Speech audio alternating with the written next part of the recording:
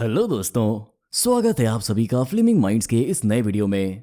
आप सभी ने इंटरस्टेलर नाम तो सुना ही होगा, पर क्या आप जानते हैं कि साइंटिस्ट ऐसे टॉपिक से रिलेटेड रिसर्चेस को इतने फास्ट रेट पर क्यों कंडक्ट कर रहे हैं? दोस्तों आइए आपको इसके पीछे की वजह बताते हैं। ऐसा करने की वजह है ह्यूमैनिटी को सेफ रखना, हमारे प्लेनेट अर्थ को सेफ रखना। इंटरस्टेलर से जुड़ी बहुत सी बातें हैं जो आप नहीं जानते, पर अगर वो आपको बताई जाए तो इन्हें जानकर आपको जितना मजा आएगा उतना ही शौक भी लगेगा। तो इसीलिए आज हम इंटरस्टेलर के बारे में बात करेंगे। इंटरस्टेलर क्या है, हीलियोस्फीयर कैसे बनता है, वर्म होल्स क्या होते हैं, हमें कैसा फील होगा अगर हम इंटरस्टेलर में पहुंच जाएं। आइए जानते हैं। इंटरस्टेलर स्पेस का वो हिस्सा है जहां सन का मटेरियल और मैग्नेटिक फील्ड उसके आसपास की सराउंडिंग को अफेक्ट करना बंद कर देते हैं। ऐसी जगह को हीलियोपॉज कहते हैं। यही वो जगह है जहां सन का इन्फ्लुएंस रीजन, जिसे हीलियोस्फीयर कहते हैं, वो खत्म होता है। दोस्तों अब आपके मन में सवाल उठेगा कि सन अपना हीलियोस्फीयर कैसे बनाता है। सन हीलियोस्फीयर बनाने के लिए पार्टिकल्स और मैग्नेटिक फील्ड का कांस्टेंट फ्लो सेंड करता रहता है। इन पार्टिकल्स की स्ट्रीम 6,70,000 माइल्स पर आवर की स्पीड से फ्लो करती है और इस स्ट्रीम ऑफ पार्टिकल्स को सोलर विंड कहा जाता है। सन एक लोकल स्टार है। सन का डायमीटर 1.4 मिलियन किलोमीटर के बराबर है, जो कि अर्थ के डायमीटर से 100 टाइम्स ज्यादा है।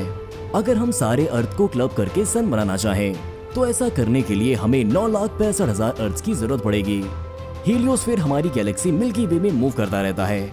जब हीलियोस्फीयर मूव करता है तब हीलियोस्फीयर का वो हिस्सा जो मिल्की वे के सेंटर को फेस करता है वो ज्यादा प्रेशर रिसीव करता है, और वो साइड जो सेंटर की तरफ फेस नहीं करती वो कम प्रेशर फील करती है। यही वो कारण है जिसकी वजह से हीलियोस्फीयर की शेप टीयर ड्रॉप जैसी होती है।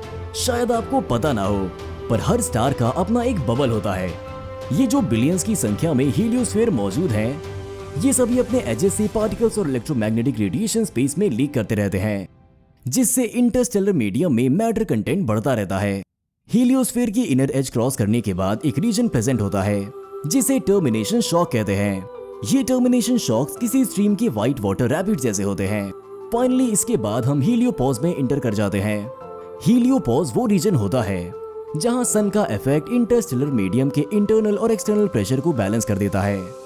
तो दोस्तों अगर हम बात करें हॉलीवुड मूवी इंटरस्टेलर की, तो इस मूवी में माइकल केन के कुछ प्लान्स थे जिनका टारगेट था ह्यूमैनिटी को सेफ रखना। माइकल का प्लान था फिफ्थ डायमेंशनल फिजिक्स को हार्नेस करना और ग्रेविटी के यूज से स्पेस स्टेशन को लॉन्च करना। ये स्पेस स्टेशन इतने बड़े होंगे कि इनकी मदद से अर्थ की इंटायर पॉपुलेशन को ट्रांसपोर्ट किया जा सकेगा, पर माइकल को ये मेथड इनफीजिबल लगा। उनके प्लान बी के मुताबिक स्पेस में कुछ एम्ब्रियोज को भेजा जाएगा। यही एम्ब्रियोज डेवलप होकर स्पेस में एक नई कॉलोनी स्टार्ट करेंगे। इस डेवलप हुई फर्स्ट जनरेशन को साइंटिस्ट रेस करेंगे, सेकेंड जनरेशन को फर्स्ट, थर्ड को सेकेंड, और इसी तरह पॉपुलेशन ग्रोथ मुमकिन हो पाएगी। एम्ब्रियोज को स्पेस में भेजना इसलिए जरूरी है क्योंकि ऐसा करने से जेनेटिक डाइवर्सिटी क्रिएट की जा सकती है। ऐसा करना एस्ट्रोनॉट इनब्रीडिंग जैसी सिचुएशंस को कंट्रोल करने के लिए भी जरूरी है। दोस्तों आपको बता दें कि एस्ट्रोनॉट इनब्रीडिंग जैसी कंडीशंस प्रिवेल होने पर हिल्स हैव आइज जैसे रिजल्ट सामने आ सकते हैं। पर क्या आप जानते हैं कि डिस्टेंट प्लैनेट्स पर ट्रांसपोर्टेशन कैसे पॉसिबल हो पाएगा? डिस्टेंट प्लैनेट्स पे ट्रांसपोर्टेशन सक्सेसफुल करने के लिए जिस मेथड का इस्तेमाल किया जाएगा उसे कहते हैं वर्म होल। वर्म होल वो तरीका है जो स्पेस ट्रेवल के दौरान लॉन्ग डिस्टेंसेस कवर करने में हेल्प करेगा। आपको बता दें कि नॉर्मली जितना डिस्टेंस ट्रेवल करने में हजारों सालों का वक्त लगता है, उसे वर्म होल की मदद से बहुत ही कम समय में ही किया जा सकता है। वर्म होल, ये नाम ब्लैक होल की याद दिलाता है ना? पर ये दोनों बिल्कुल ही अलग हैं। माना जाता है कि वर्म होल स्पेस ट्रेवल में हेल्प कर सकता है, वो भी बिना फिजिक्स के लॉज को ब्रेक किए। वर्म होल ब्लैक होल्स की तरह नेचुरली ऑकरिंग ऑब्जेक्ट्स नहीं होते। जब नासा को वर्म होल की प्रेजेंस के बारे में पता चला तो उन्होंने कंक्लूड किया कि जरूर किसी ने इसे वहां आर्टिफिशियली बनाया है, और ऐसा करने वाली सिविलाइजेशन ह्यूमन से बहुत ही ज्यादा एडवांस होगी, क्योंकि हम अभी तक ऐसा कुछ करने की लाइन में बहुत पीछे हैं। वर्म होल बेसिकली स्पेस और टाइम के बीच की पार्टीशन है। वर्म होल के एंड्स को माउथ कहा जाता है और दोनों एंड्स को जोड़ने वाली पाथवे को थ्रोट कहा जाता है। माउथ का यूज डिफरेंट टाइप्स की मेजरमेंट्स करने के लिए यूज किया जाता है। ऐसा करने के लिए इन्हें हैवी ऑब्जेक्ट्स के पास रखा जाता है या फिर उसे लाइट की स्पीड से चलाया जाता है। आइए अब समझते हैं कि कैसे अगर हम वर्म होल की एक एंड को ब्लैक होल के पास रख दें और दूसरे एंड को अर्थ के पास, तो दोनों को जोड़ने वाले थ्रोट पार्ट में जो टाइम एक्सपीरियंस होगा वो अर्थ की टाइम से बहुत स्लो होगा। इसी टाइम और स्पेस डिफरेंस की हेल्प से स्पेस में बहुत फास्ट रेट पे ट्रेवल किया जा सकता है। वर्म होल 4 डायमेंशनल स्पेस और टाइम के बीच में ब्रिज का काम करता है।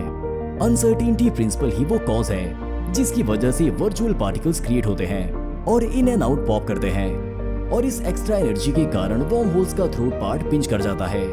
इस वर्म होल को ओपन रखने के लिए हमें नेगेटिव एनर्जी चाहिए जो कि एंटी ग्रेविटी इफेक्ट प्रोड्यूस कर सके और थ्रोट को पुश करे जिससे थ्रोट ओपन रहे।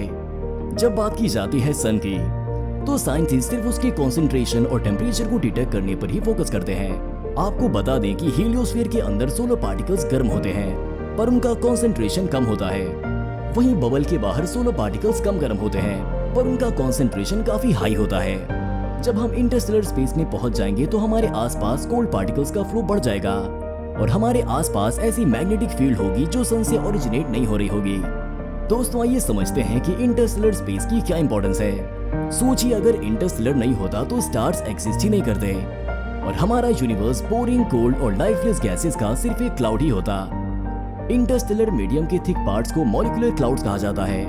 इस पार्ट को हम स्टेलर नर्सरीज भी कहते हैं। स्टेलर नर्सरीज ही वो जगह है जहां स्टार्स फॉर्म होते हैं। इन्हीं मॉलिक्यूलर क्लाउड्स की वजह से बहुत से केमिकल रिएक्शंस होते हैं। सिर्फ केमिकल रिएक्शंस ही नहीं बल्कि बहुत से ऑर्गेनिक प्लाई एटॉमिक स्फीयर्स का फॉर्मेशन भी मॉलिक्यूलर क्लाउड्स की वजह से होता है।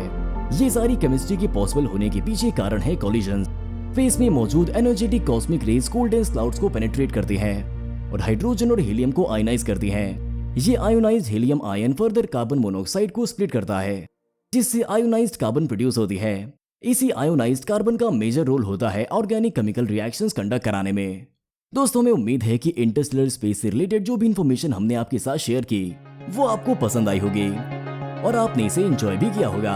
अपने व्यूज हमें कमेंट सेक्शन में जरूर बताएं। वीडियो अच्छी लगी हो तो इसे लाइक करें, साथ ही अपने दोस्तों के साथ शेयर करें और ऐसे ही अमेजिंग साइंटिफिक वीडियोस के लिए हमारे चैनल को सब्सक्राइब करें। अरे अभी कहाँ चल दिए? क्या आपको पता है कि स्पेस में एलियन लाइफ पॉसिबल है? जी हाँ, इसके बारे में आप इस वीडियो में जान सकते हैं। तो वीडियो पे क्लिक कीजिए और ये अमेजिंग वीडियो जरूर देखिए। मिलते हैं उस वीडियो में।